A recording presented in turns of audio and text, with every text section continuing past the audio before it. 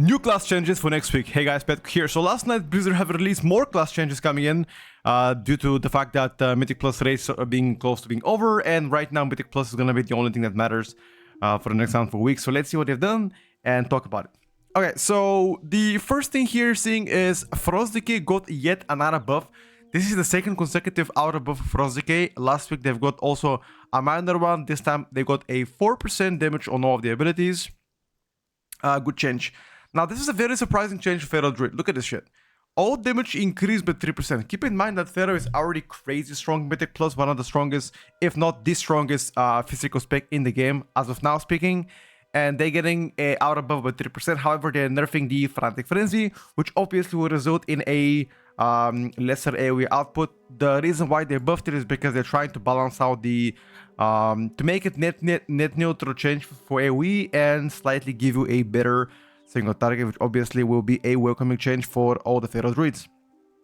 Overall, as I already predicted and spoke about before the season, Pharaoh likely to be one of the best candidates when it comes down to physical comp, especially how strong Brewmaster Pharaoh Druid combination is with Rest Shaman and Fury Warrior. Last DPS can be a filler.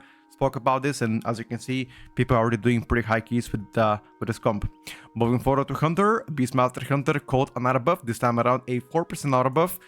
This is once again the third consecutive buff for BM Hunter. They're giving you minor buffs here and there.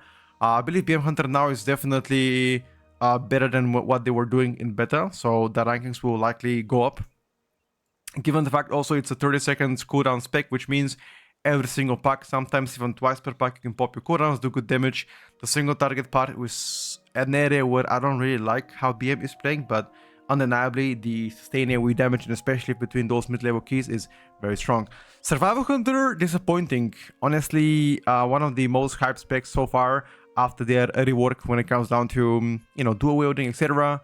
and the bomb stings and flame fang pitch. Unfortunately, the previous round of nerfs to survival resulted in them just being mediocre pick. Now that buff, unfortunately, a 4% hour buff would obviously help them, but it ain't gonna fix all of the issues that spec right now has. So I would still say it's decent, but nothing exceptional. For the most part, people don't really bother if you're not playing exceptional specs, unless you're playing like weekly keys, then it's fine. Moving forward to Arcane Mage. Okay, so before you guys speak shit, Sun Fury Arcane was doing really bad in raid. Therefore, they did change the burden of power to increase the Arcane Blast damage by, instead of 5%, to be 25%. So that's like a 20% more damage to Arcane Blast. And also Arcane Pulse is now going to be, instead of 5%, 15%. So that's 10% more damage to Arcane Pulse, which both improves your AoE and ST. The question is, are those buffs to Sun Fury Arcane going to offset and potentially replace the regular build playing Splinters, right? So we're gonna find out very soon enough. I already contacted the Mage Theory Crafter asking about what the changes. There were some changes last night on the Mage Discord, but I'm waiting the next handful of hours until everybody wakes up to hear from everybody and let you guys know what's going to change with Arcane in Mythic Plus. But this is not their best build. They were not playing that build, so don't panic so far. And moving to Shadow Priest. Now, Shadow Priest has been a specialization that got the most amount of changes during beta, and this time around, as you can see, we've had a one-page whole dedicated Shadow Priest. Shadow Ward Death has been lacking in damage even in execute range, so we are significantly increasing the damage to correct this. To increase damage in mood target situations, we are targeting some AoE only sources and shifting some powers from the single target sources of the damage to Shadow operations. Okay, so Shadow Ward Death got buffed by 80% for next week, by the way. Biome Blast and Void Blast buffed by 10%. Shadow operations and Void operations got buffed by 35%. However, the Spectral Horrors has been nerfed. The value went from 50 to 30%. Psychic Link got buffed from 20% value to 25%. Void Spike from the Things Beyond now deals 25% additional damage to secondary targets. And Mind Seer from the Void Lashes deal 25% more damage. Now, all of you might be thinking, what does that mean for Shadow? And I believe the math came out last night as a roughly 1% more single target and between 8 to 9% more AoE in a dungeon fight. Now, it could be more, it could be less, it all depends on the amount of targets that you are fighting. But I'm here to say this, that Shadow Priest is most definitely getting a buff this upcoming reset.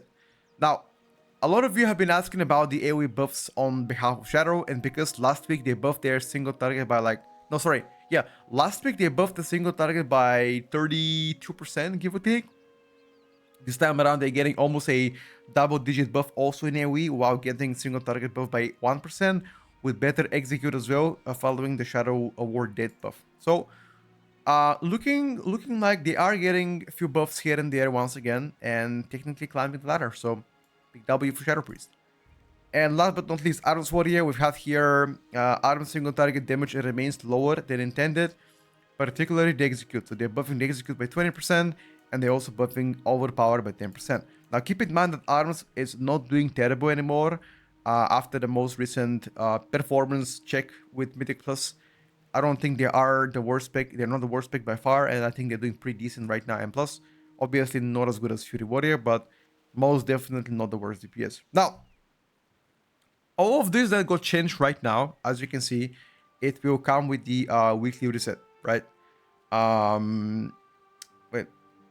Okay, we're nudging them to help performance as PvP season kicks off. We also... okay, so here's one thing. This doesn't say whether or not this will come with a weekly reset. It might actually come right now as a hotfix. Although, if it was a hotfix, then they will say it's a hotfix. So this is likely going to come out on Tuesday, maybe Wednesday, depending on the region you're from. Okay, so we're gonna be calculating stuff. So how is this gonna perform the tier list and slash Mythic Plus performance? I'm gonna make a separate video on Sunday speaking about this, but you can expect a few classes to change positions, especially in the mid-level 3 of the tier list.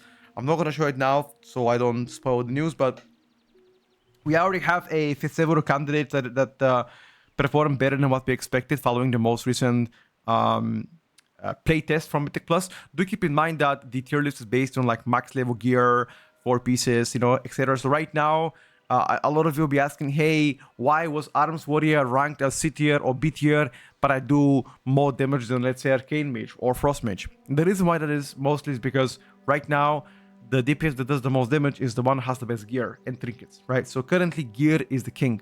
The more you have, the better. Some people already have 277 eye level. Some people already have 265 or 260. So right now, it's a matter of like gear differences.